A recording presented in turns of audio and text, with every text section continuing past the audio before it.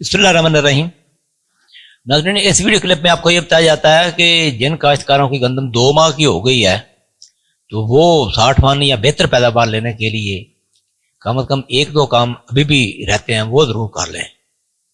دیکھیں، گندم جب 2 ماہ کی ہو جاتی ہے نا تو شیڈیول کی کھادیں تو اس وقت تک ساری ڈالی جا چکی ہوتی ہیں، سوائے مطلب سالوبل پوٹاش جو گوب پہ ڈالتے ہیں اس کے سوا باقی سب کچھ ڈل گیا ہوا ہے۔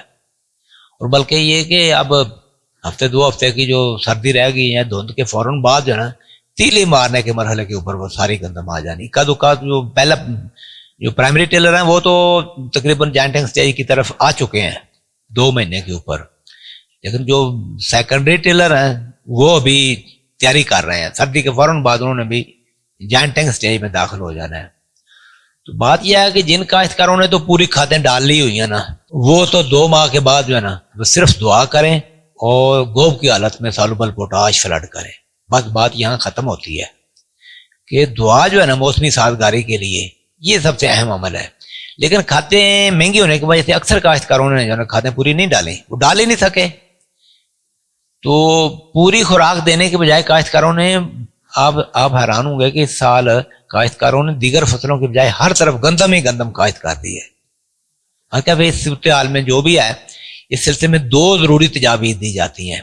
پہلی تو تجویز یہ ہے کہ موسمی سازگاری کے لیے دعا کریں۔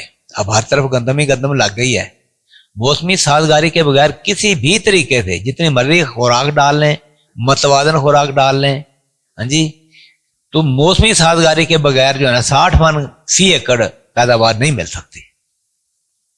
تو دعا کا عمل جو ہے نا یہ صحیح طریقے سے دعا کریں۔ بے اصولی کا دورہ ہے، لیکن موسم کو تو سازگاری کے موسمی سازگاری جو ہے نا یہ ذات حق کے ہاتھ میں ہے، تو وہ تو ہم سازگار بنوا سکتے ہیں۔